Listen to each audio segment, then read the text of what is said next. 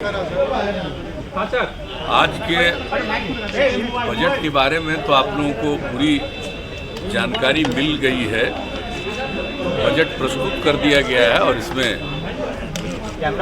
माननीय उप मुख्यमंत्री ने बजट पेश किया है और बहुत अच्छे ढंग से संक्षेप में वहाँ भाषण दिया विधानसभा में, और उसके बाद बजट के महत्वपूर्ण विषयों पर उन्होंने चर्चा भी कर दी है। तो इन सब चीज़ों के बारे में आपको मालूम है कि हम लोगों ने बजट में हर क्षेत्र के बारे में ख्याल रखा। एक तो मौलिक चीज़ आप समझिए कि जो योजनाएं पहले से चल रही हैं और ख़ास करके जो 7 निश्चय पिछली बार हमने शुरू किया था, उसमें जो चीज़ें जैसे कुछ जगहों पर सड़कों का निर्माण या हर घर नल का जल, उसका कुछ जगह पर काम जो रुका हुआ बचा है, उन सब चीज़ों के बारे में सारा प्रबंध कर दिया गया है। और ये इस बार का बजट में इस बात का उल्लेख किया गया है कि ये पूरी कोशिश होगी कि 1 साल के अंदर जितनी भी चीज़ें पहले से चल रही हैं उस काम को पूरा कर दिया जाएगा।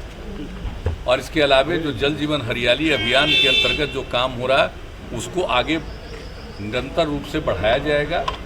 और इसके अलावा हमारे उप मुख्यमंत्री जी ने इस बात को पूरे तौर पर चर्चा कर दी है कि जो नया जो आत्मनिर्भर बिहार के लिए 7 निश्चय 2 की परिकल्पना की गई है, उसके बारे में जो कुछ भी कैबिनेट ने पास किया, और जब कैबिनेट ने पास किया तो विभिन्न विभागों ने इसके लिए जो जरूरी योजनाएं हैं उस पर काम किया और बनाया है।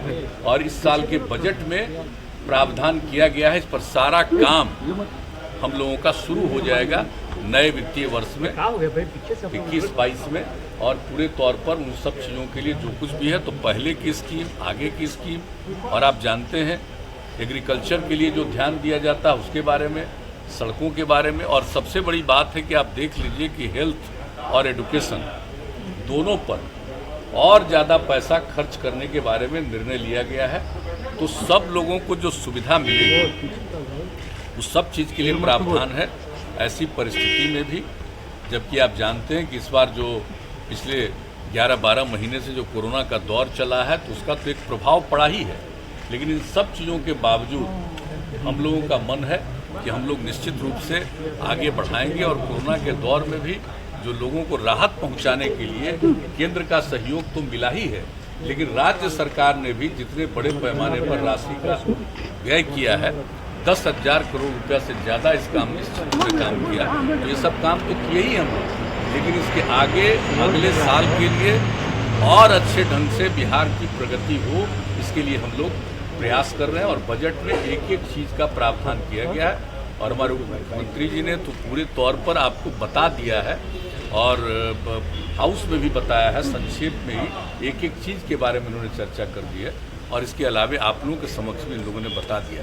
तो हम लोगों को इस बात पर एकदम बिल्कुल, जिसको कहिए कि इसके प्रति हम लोगों का एकदम, जिसको कहिए कि डेडिकेशन है, हम लोग बिल्कुल इस बात को लेकर के वचनबद्ध ही नहीं है, हम उस पर अनुपालन करना चाहते हैं, उसको क्रियान्वित करना चाहते हैं। उसके लिए बजट में बहुत सारे प्रावधान किए गए हैं ऐसी परिस्थिति में, जबकि आप जान रहे हैं कि आर्थिक स्थिति पर पूरे दुनिया में, पूरे देश में सब पर असर पड़ा है।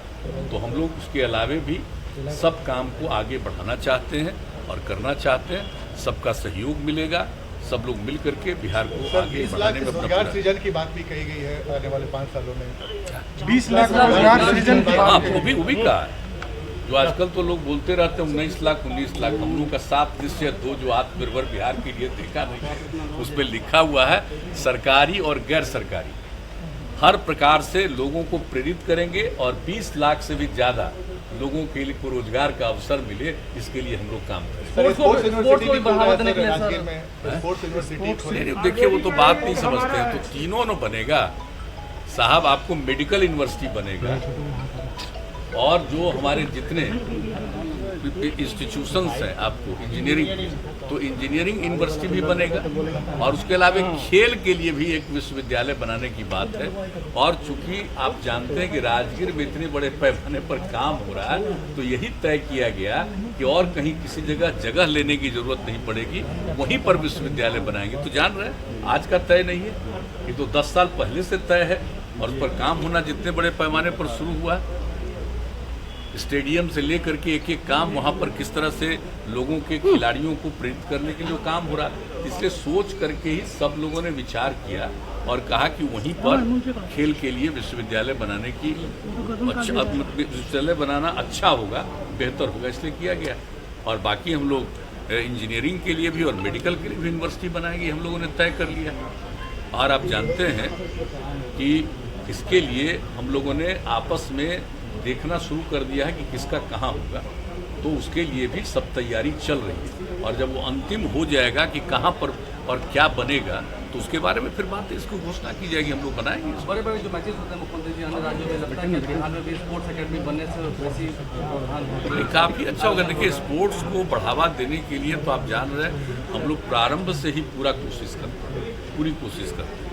उसके आगे लोगों को भी बढ़ावा देने के लिए हम लोग चाहते ही हैं कि नई पीढ़ी के लोगों को स्पोर्ट्स के प्रति, खेलकूद के प्रति भी आकर्षण होना चाहिए। सबको पढ़ना चाहिए, लेकिन सिर्फ पढ़ना ही काम नहीं है, उसके अलावा खेलकूद के प्रति भी आकर्षण पैदा होता है, तो उसका स्वभाव ही नहीं बेहतर बनेगा, बल्कि उसका भविष्य भी और बेहतर बनेगा। तो पढ़ाई के साथ साथ इन सब चीज़ों के लिए कार्य। पर सर केस किया जा रहा है, सोशल मीडिया पर प्रश्नपत्र लीक की फोटो डाली नहीं, आवाज़ नहीं आ रही, क्या कह रहे हैं? नहीं सुन। मैं कह रहा हूँ कि पत्रकारों पर केस किया जा रहा है सर, बिहार बोर्ड के पेपर मामले को लेकर। पत्रकारों को ही केस किया जा रहा है, पत्रकारों पर क्या सोशल मीडिया पर सर? नहीं, ये हम नहीं जानते हैं, लेकिन जब ये बात आई है तो हमने जरूर हमारे कार्यालय से ही ये पूछा गया है और उन लोगों को बताया गया है कि जो भी स्थिति है इसके बारे में बताइए। लेकिन अभी आप जानते हैं कि हम 2 बजे के थोड़ा पहले यहाँ पर लौट करके आए हैं, तब हमको जानकारी मिली कि यह बात जो उन लोगों ने कहा सही नहीं, हम के पूरे तौर पर देख करके जांच करके आप ही लोग मीडिया के समक्ष इन सब चीज़ों को बता दीजिए। और जो पहले एक बात आई थी, तो उसके बारे में जो बात आई थी तत्काल उस पर जांच करना, कार्रवाई करना, और कहा गया है कि हर दृष्टिकोण से एक एक चीज़ पर सजग रहिए और ताकि इस तरह से कोई नहीं कर सके। तो ये सब बातों के बारे में कहा गया है, लेकिन इसके डिटेल के बारे में आपको वही लोग बता